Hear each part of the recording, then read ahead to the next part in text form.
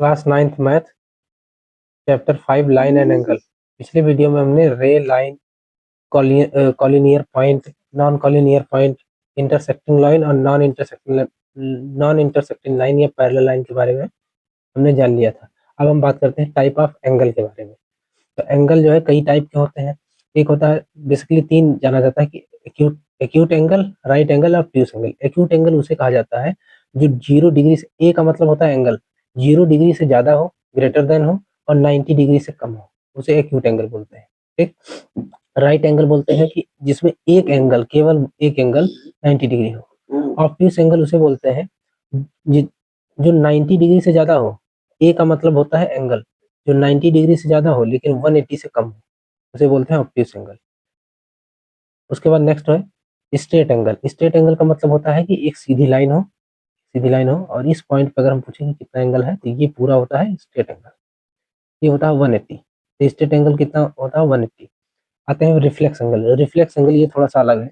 Reflex angle, ये जो angle होता है ये, ठीक है, ये एंगल है, इसको एक्यूट एंगल बोलते हैं क्योंकि ये 90 डिग्री होता है ना। अगर हम ऐसे एक लाइन खींच दें ऐसे तो ये 90 डिग्री हो जाएगा, तो 90 डिग्री से कम है, इसका मतलब 90 डिग्री से कम होना चाहिए, 0 से ज्यादा होना चाहिए, एक्यूट एंगल हो जाता है। अगर हम इस बाहर वाले को पूरे एंगल को, इस बाहर वाले पूरे एंगल को लेते हैं तो ये होता है रिफ्लेक्स एंगल। रिफ्लेक्स एंगल निकालते कैसे हैं? 360 में से माइनस कर देंगे जो भी, अगर ये वाला एंगल हमको पता है, मान लो ये वाला एंगल ये है और हमको रिफ्लेक्स एंगल निकालना है बाहर वाला, तो हम 360 में से ये माइनस कर देंगे, हमको रिफ्लेक्स एंगल पता चल जाएगा। तो रिफ्लेक्स एंगल 180 से ज्यादा होना चाहिए लेकिन 360 से कम। ठीक। हाँ, कॉम्प्लीमेंट्री एंगल। कॉम्प्लीमेंट्री एंगल में दो एंगल का सम तो 90 डिग्री होना चाहिए। जैसे ए प्लस बी, अगर दो एंगल है, अगर एक एंगल, अब इसमें क्वेश्चन कैसे पूछता है, एक एंगल आपको दे देगा और एक में पूछेगा कि दूसरा एंगल हमको बताओ, अगर कॉम्प्लीमेंट्री एंगल है तो कॉम्प्लीमेंट्री एंगल में दो एंगल का सम 90 डिग्री होना चाहिए, वो होता है कॉम्प्लीमेंट्री एंगल। आगे आते हैं सप्लीमेंट्री एंगल। सप्लीमेंट्री एंगल में दो एंगल का सम 180 होना चाहिए। ये याद होना चाहिए कि कॉम्प्लीमेंट्री में 90 डिग्री होगा दो एंगल का सम, सप्लीमेंट्री में 180 होता है। फिर आते हैं adjacent angle.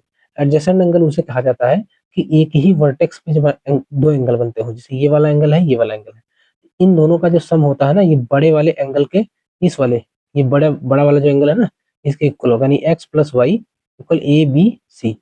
Angle A B C के है, इसको बोलते हैं एडजेसेंट एंगल। अब इसी के जैसा होता है एक linear pair angle. Linear pair angle में भी एक ही वर्टेक्स पे दो एंगल बनेंगे, दो बन सकते हैं, तीन बन सकते हैं, चार बन सकते हैं। ठीक, यहाँ हम ऐसे लाइन खींच देते तो एक, यहाँ तीन तीन एंगल बन जाएंगे। तो लीनियर पेयर एंगल में इन दोनों का सम 180 होता है। लीनियर मतलब एक पूरी लाइन बन जाएगी, स्ट्रेट एंगल बन जाएगा, एक पूरा स्ट्रेट, अगर इन दोनों को सम कर दें तो ये पूरा एंगल बनता है। एक पूरी लाइन, सीधी लाइन पे कितना एंगल बनता है? 180। तो इन दोनों का सम 180 होता है, लेकिन एडजेसेंट एंगल में सम 180 नहीं होता है, बस ये ध्यान रहे।